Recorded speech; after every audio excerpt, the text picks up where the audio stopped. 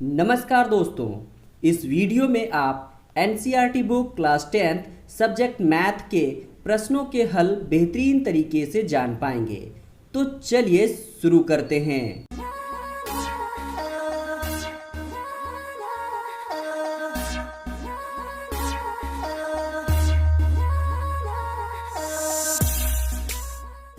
जो छात्र मैट्रिक के एग्ज़ाम की तैयारी कर रहे हैं, जो आने वाले समय में मैट्रिक एग्ज़ाम देने वाले हैं, उनके लिए बहुत ही इम्पोर्टेंट क्वेश्चन है, क्योंकि इस तरह के क्वेश्चन अक्सर पूछे जाते हैं। तो आपके लिए बहुत ही ज़्यादा इम्पोर्टेंट है। द्विघात समीकरण से जुड़ा हुआ यह क्वेश्चन है। द्विघात समीकरण आपको दिया हुआ है, देखिए यहाँ पर रूट 3x² + 8x + 4 रूट 3 बराबर 0 के मूलों का योगफल एवं गुणनफल ज्ञात करें, ऐसा कहा जा रहा है। तो देखिए समीकरण आपको दिया हुआ है रूट 3x² + 8x + 4 रूट 3। चलिए इसको एक बार लिखते हैं हम सब। Root 3x² + 8x + 4 root 3। दोस्तों ये रहा आपका समीकरण, और इस समीकरण में के माध्यम से ही आपको कहा जा रहा है कि उनके मूलों का योगफल और गुणनफल ज्ञात कीजिए। मूल यानी अल्फा और बीटा। एक बार अल्फा जोड़ बीटा का योगफल निकालना है, और दूसरे बार में आपको अल्फा और बीटा का गुणनफल निकालना है। तो इसे निकालने के लिए सबसे पहले हमें ये जो क्वेश्चन दिया गया है, समीकरण जो दिया गया है, इस समीकरण में क्या है देखिए कि ये जो प्लस से पहले है ये एक पहला भाग हो गया, और प्लस के बाद जो ये दिया गया है दूसरा भाग, और ये तीसरा भाग। तो पहला भाग में जो x से पहले रहता है उनको हम लोग कहते हैं a। तो यहाँ पर a का मान है रूट 3, और उसी प्रकार से प्लस के दूसरे भाग में जो दिया गया है उसे कहते हैं हम लोग b, और b यहाँ दिया गया है 8। x से पहले जो कुछ भी दिया है वो है उनका b भाग, यानी कि b का मान। और प्लस से पहले इधर जो कुछ भी दिया गया है, देख पा रहे हैं आप रूट 3x², तो x² से पहले जो कुछ भी है वो है आपका a का मान, जो हमने यहाँ लिखा है। उसी प्रकार से इस प्लस के बाद जो भी यहाँ पे अंक दिया गया है वो है c भाग, यानी कि c का मान आपको इसी से निकालना होगा, इसी से निकलेगा। जैसे c बराबर 4 रूट 3। ये तो हमने निकाल लिया, a भी निकल गया, b भी निकल गया और c भी निकल गया। और एक चीज ध्यान रखेंगे दोस्तों, अगर यहाँ माइनस होता तो यहाँ पर हम माइनस लिखते, और यहाँ भी अगर माइनस होता तो भी हम माइनस लिखते, यानी कि इनके आगे जो कुछ भी साइन होता, चिन्ह होता, उसको हम लोग उसके सामने में लिखते।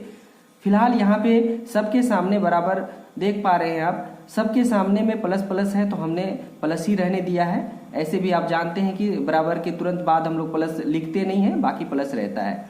तो चलिए अब आगे सॉल्व करते हैं। तो यहाँ पे क्वेश्चन में अब आते हैं हम लोग, तो देख रहे हैं मूलों का योगफल ज्ञात करने के लिए कह रहा है। तो मूलों का योगफल ज्ञात करने के लिए सिंपल सा एक फॉर्मूला है दोस्तों, इसको याद रखना चाहिए हम सबको। तो मूलों का योगफल के लिए लिखना पड़ता है अल्फा जोड़ बीटा। अल्फा जोड़ बीटा का फॉर्मूला होता है -b/a। तो -b/a जो हमने लिखा है यहाँ पर, तो माइनस ये फॉर्मूला से आ रहा है। आप यहाँ पर देखिए इसको अप्लाई कैसे करते हैं हम लोग। हमारे पास a भी है, b भी है, c भी है। इसी b के जगह पर इस b का मान को रखेंगे, और इसी a के जगह पर इस a का मान को रखेंगे, और सॉल्व करेंगे, आंसर आ जाएगा।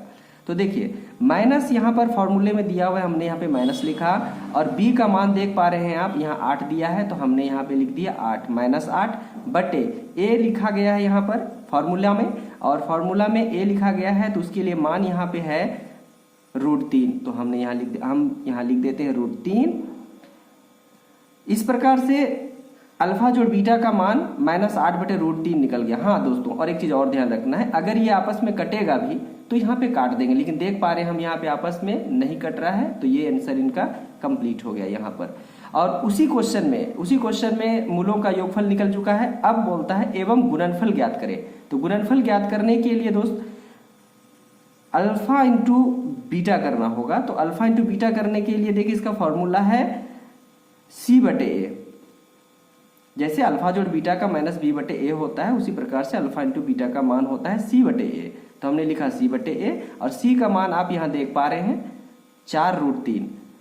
तो यहाँ पर लिखेंगे 4 रूट 3 और बटे देंगे, बटे में लिखा गया है a, तो a लिखेंगे रूट 3। अब हमने कुछ देर पहले आपको ये कहा था कि अगर आपस में कटेगा तो काटेंगे। देखिए यहाँ पे आपस में कट रहा है, √3 और √3 कट रहा है, तो हम यहाँ पे काट देंगे। और √3 से √3 एक बार में कट रहा है, तो यहाँ 4 गुना 1 कर सकते हैं इनको, 4, और यहाँ बचा 1, तो 4 गुना 1 4, तो ये हो गया आपका 4। तो इस प्रकार से अल्फा इंटू बीटा का मान निकलता है 4, और अल्फा जोड़ बीटा यानी कि मूलों का योगफल निकलता है -8/√3। ये दोनों आपका आंसर कंप्लीट हो चुका है। मुझे पूर्ण विश्वास है कि आप सवालों के हल को समझ गए होंगे।